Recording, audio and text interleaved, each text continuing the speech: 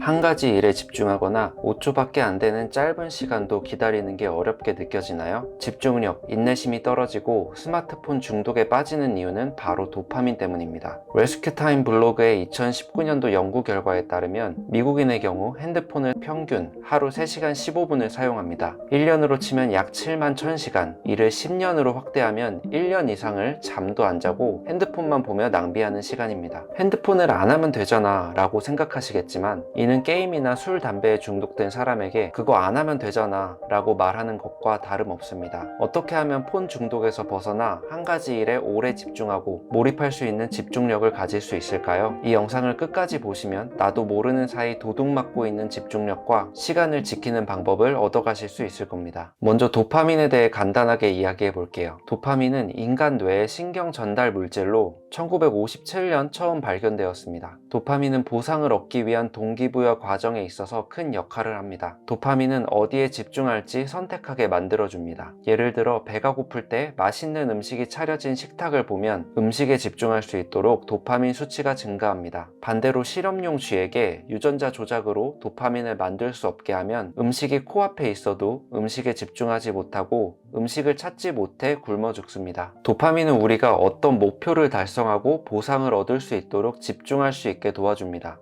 하지만 우리 주변에는 한 가지에 집중하지 못하게 방해하는 장애물들이 너무나도 많습니다. 심지어는 모니터에 한 번에 여러 개의 창을 띄워놓고 스마트 화면과 모니터 창을 여러 번 오가며 일하는 멀티태스킹의 모습은 일을 정말 잘하는 사람처럼 능력 있어 보이기까지 하죠. 멀티태스킹은 원래 컴퓨터 프로세스가 여러 개여서 동시에 여러 가지 작업을 처리할 수 있는 기계의 성능에 붙여진 이름입니다. 그리고 이 개념이 인간에게 적용되었죠. 우리 모두 한 번에 여러 가지 일을 할 수 있고 하고 있다고 생각하겠지만 이는 착각입니다. 실제로는 여러 개의 작업을 빠르게 오가면서 뇌를 재설정하고 있는 겁니다. 그리고 거기엔 전환 비용이라는 대가가 발생합니다. 우리가 학교에서 수학 시간이 끝나고 체육 시간이 되면 체육복으로 갈아입는 준비 시간이 필요하듯이 이 일에서 저 일로 전환하는데 비용이 발생한다는 뜻입니다. 그리고 또 원래 하던 일로 돌아오는데도 전환 비용이 발생합니다. 한 가지 일을 하다가 잠깐 알람이 울려서 핸드폰을 확인하고 나면 내가 뭐 하고 있었지? 생각이 드는 때가 있을 겁니다. 그러니까 A 일을 다 마치고 B 일을 하는 게 A와 B를 번갈아 가면서 하는 것보다 시간과 에너지 측면에서 효율적이라는 말입니다. 여러 가지 일을 짧게 전환하면서 일을 하는 것은 사실 아무 것에도 집중하지 못하는 것일 수도 있습니다. 핸드폰 스크린 타임이 3시간이라고 한다면 이 시간은 영화관에서 아무것도 안 하고 영화만 본 3시간이 아니라 무언가 하다가 핸드폰을 본 시간만 3시간이기 때문에 전환 비용을 고려한다면 핸드폰을 보기 전에 하고 있던 일에서도 손실을 봤기 때문에 사실 더 많은 시간을 잃고 있는 셈이 됩니다. 그런데도 우리는 왜 이것저것 하며 한 가지에 집중하지 못하는 걸까요? 정보의 홍수 속에 살고 있기 때문입니다. 또 내 집중력을 앗아가고 도파민의 분비를 발생시키며 몰입을 방해하는 스마트폰의 좋아요, 알림 등이 그 이유입니다. 사실 문제는 스마트폰이 아니라 스마트폰의 앱이나 웹사이트가 설계되는 방식입니다. 거대 테크 기업의 입장에 서서 이를 바라보면 이해가 쉽습니다. 페이스북, 유튜브, 인스타그램 등 거대 테크 기업이 돈을 많이 벌려면 어떻게 해야 할까요? 사용자들이 오랫동안 자기 회사의 플랫폼을 사용하게 해야 합니다. 오프라인 매장에서도 손님들이 일단 많이 가게 안으로 들어와야 물건을 살 확률이 늘어나는 것처럼 온라인에서도 앱이나 웹사이트에 오래 머물러야 광고에 더 많이 노출되고 구매 전환될 확률이 높아지는 것이죠. 그래서 무한 스크롤 기술을 사용해 끝이 없는 피드를 계속 보여주고 앱을 끄고 나가면 알림 기능을 통해 다시 돌아오게 만들고 사용자의 데이터를 분석해서 관련된 콘텐츠나 제품을 추천해 주는 것입니다. 내가 요즘 필요하다고 느끼는 게 있었는데 SNS에서 그 제품을 반복 추천해줘서 깜짝 놀란 경험이 한 번쯤은 있으실 겁니다. 그럴 때면 나보다 나를 더 잘 아는 것 같다고 느껴질 정도입니다. 페이스북, 유튜브, 인스타그램, 틱톡 등 소셜미디어는 종류와 기능도 다양하지만 공통적인 원칙이 딱 하나 있습니다. 바로 오래 머물게 만드는 것. 우리가 SNS에 머물러 있는 시간이 길수록 그들이 버는 돈이 늘어난다는 사실을 기억해야 합니다. 유튜브에서도 알고리즘이 제일 중요하게 생각하는 데이터 중 하나가 바로 시청 지속 시간입니다. 사람들이 이탈하지 않고 오래 보면 좋은 영상이라고 판단하고 더 많은 사람에게 뿌려주는 거죠. 더 많은 사람이 더 오래 볼수록 기업이 가져가는 광고 수익 또한 증가합니다. 이렇게 우리는 한 가지에 집중하기 어려운 시대에 살면서 어떻게 몰입을 할 수 있을까요? 도둑맞은 집중력의 저자 요한 하리는 몰입에 빠져들기 위한 조건을 3가지로 요약했는데 가장 먼저 해야 할 첫 번째는 명확한 목표를 선택하는 것입니다. 여기서 선택이라는 단어를 사용한 것에 집중해야 합니다. 선택이라는 단어는 여러 가지 중에 한 가지를 고를 때 사용합니다. 즉 명확한 목표를 이루겠다고 생각하고 목표를 이룰 때까지 다른 건 모두 제외해야 합니다. 몰입은 한 번에 한 가지 일을 할 때만 찾아옵니다.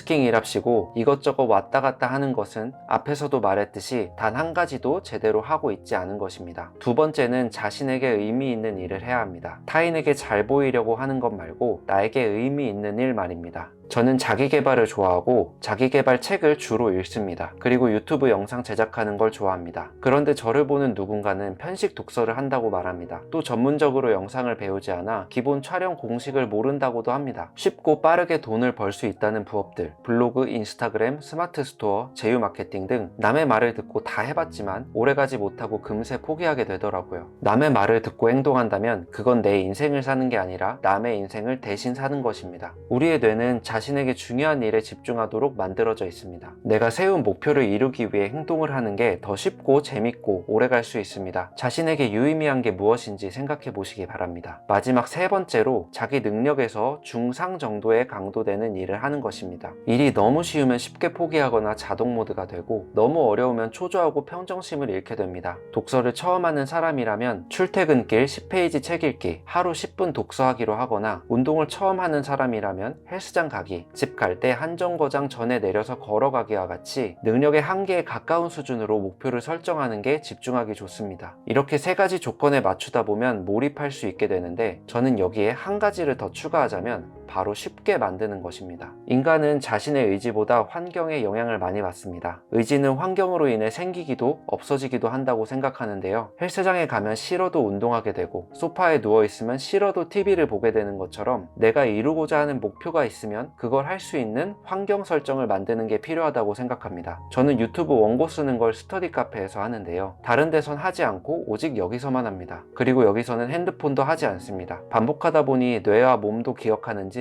스터디 카페에 와서 앉으면 집중도 잘 되고 핸드폰도 생각나지 않습니다. 이는 마치 화장실 변기에 앉으면 자연스럽게 핸드폰을 꺼내는 것과 비슷하다고 생각합니다. 이처럼 내가 집중해야 하는 일에 들어가는 준비 시간을 짧고 쉽게 만드세요. 그러면 몰입하기도 쉬워지고 더 자주 경험할수록 몰입을 더 잘 느낄 수 있을 겁니다. 그런데 그냥 일할 땐 일하고 적당히 딴짓도 하면서 살면 안 될까요? 굳이 몰입까지 진지하게 할 필요가 있을까요? 우리가 한 번에 한 가지 일만 하면서 몰입해야 하는 이유는 과정의 즐거움을 얻기 위함입니다. 금메달을 따거나 1등을 하거나 좋은 평가를 받는 결과물을 만들어내야만 내 노력의 대가가 인정된다면 이런 인생을 사는 사람은 딱 그런 결과를 얻었을 때만 행복할 겁니다. 그걸 얻기 위해 노력하는 과정도 힘들 것이고 만약 목표를 이루지 못한다면 좌절과 실망감 때문에 나락으로 떨어질 수도 있죠. 몰입은 집중의 가장 깊은 형태인데 흐름에 올라탄다고 말하기도 합니다. 흐르는 것의 목표는 계속 흐르는 것입니다. 흘러서 바다나 어딘가에 도착해야 하는 목표가 아니라 흐르는 그 자체가 목적입니다. 즉 결과가 어찌되었던 과정에 온전히 집중하고 몰입하면서 만족을 얻게 되는 거죠. 이런 순간에 즐거움을 느끼게 되고 자주 반복되면 인생 전체가 즐거워지는 것입니다. 직장에서 일을 하는데 어떤 하루는 일이 너무 바빠 핸드폰 볼 짬도 없이 몇 시간을 한 가지 일에만 집중했었습니다. 이상하게 퇴근하고 진이 빠지기는커녕 열심히 일한 내가 뿌듯해 기분도 좋고 활기도 넘치는 나 자신을 발견했습니다. 이게 몰입의 힘 아닐까요? 지금까지 얘기한 도파민, 멀티태스킹, 몰입 모두 중요하지만 내가 굳이 해야 하는 노력 말고 더 쉽게 집중력을 끌어올릴 방법이 있습니다. 바로 대부분 사람이 간과하고 있지만 인간에게 있어 가장 중요한 수면입니다. 과거 학력고사가 존재하던 시절 4시간 자면 합격하고 5시간 자면 떨어진다는 사당오락이라는 말이 있을 정도로 우리는 수면을 죄 또는 게으름으로 생각했습니다. 2023년 9월 이코노미스트는 국가별 평균 수면시간 순위를 공개했는데 대한민국은 일평균 6.3시간 35개국 중 34위로 최하위권이었습니다. 35위로 꼴찌인 일본의 수면시간은 6.1시간으로 한국과 12분 차이였습니다. 잠을 오래 잘 자는 것만으로 집중력, 기억력 향상, 비만 및 당뇨 예방, 면역력 강화, 고혈압, 심장 질환 예방 등 큰 효과를 얻을 수 있습니다. 이를 반대로 말하면 수면 시간을 줄이면 방금 말한 것들이 모두 악화한다는 말입니다. 미국 기술 기업가이자 억만장자인 브라이언 존슨은 자신의 건강을 젊은 시절로 되돌리기 위해 매년 수십억을 지출하는 사람인데요. 한 운동 유튜버가 브라이언 존슨의 집에 찾아가 인터뷰를 진행했습니다. 이 영상에서 제가 놀란 부분이 뭐였냐면 바로 침실이었습니다. 브라이언 존슨의 침실에는 조금의 빛도 들어오지 않습니다. 핸드폰도 당연히 없죠. 자기 전 핸드폰을 보며 블루라이트에 노출되다가 잠드는 현대인의 모습과는 많이 상반되는데요. 수면 시간도 9시간 정도로 매우 깁니다. 건강에 매년 수십억을 들어가며 건강을 연구하는 이 사람도 수면을 정말 중요하게 생각합니다. 뇌는 잠을 자지 않으면 비상 상황이라고 생각합니다. 그 이유가 밤새 핸드폰을 하거나 넷플릭스를 보는 일이라고 해도 뇌는 모릅니다. 그래서 비상 상황에 대비할 수 있도록 혈압을 올리고 에너지를 보충하도록 당을 당기게 만들고 심박수도 올립니다. 밤에 야식을 못 끊는 사람들이 이와 비슷한 이유일 수도 있겠네요. 사람이 잠에 들면 뇌는 하루 동안 쌓인 뇌의 찌꺼기를 청소하는데 이를 브레인 워싱이라고 합니다. 브레인 워싱은 오직 잠들었을 때만 발생합니다. 즉 수면 시간이 충분하지 않거나 잠을 자지 않으면 뇌의 찌꺼기가 제대로 청소되지 않아 남아있고 이는 깨어있을 때 집중력이나 건강에 부정적인 영향을 끼칠 수 있습니다. 적어도 침대에 눕기 2시간 전부터는 전자기기에서 나오는 블루라이트의 노출을 줄여야 합니다. 그리고 핸드폰을 다른 방에 두거나 멀리 둬야 합니다. 전자기기에서 나오는 전자파도 수면에 영향을 미칠 수 있으니까요. 사실 저는 개인적으로 앞에서 얘기했던 집중력을 향상시키는 방법보다 수면을 제대로 하는 게 더 중요하다고 생각합니다. 충분한 수면 시간과 수면의 질만 높이더라도 일상생활의 모든 면에서 긍정적인 삶을 살 수 있다고 생각하기 때문이죠. 지금까지 집중력에 대해 3가지로 나눠서 얘기해봤습니다. 멀티태스킹, 몰입, 수면. 우리는 정보의 홍수 속에서 빠르게 뭔가를 해야 한다고 압박받고 있는데 사실 우리 뇌는 그렇게 빠르게 뭔가를 받아들일 수 없습니다. 그래서 많은 자기계발 책에서 부자들의 습관 중 공통으로 언급되는 게 명상입니다. 명상을 통해 내 몸의 페이스와 세상에서 받아들이는 입력의 속도를 맞추는 거죠.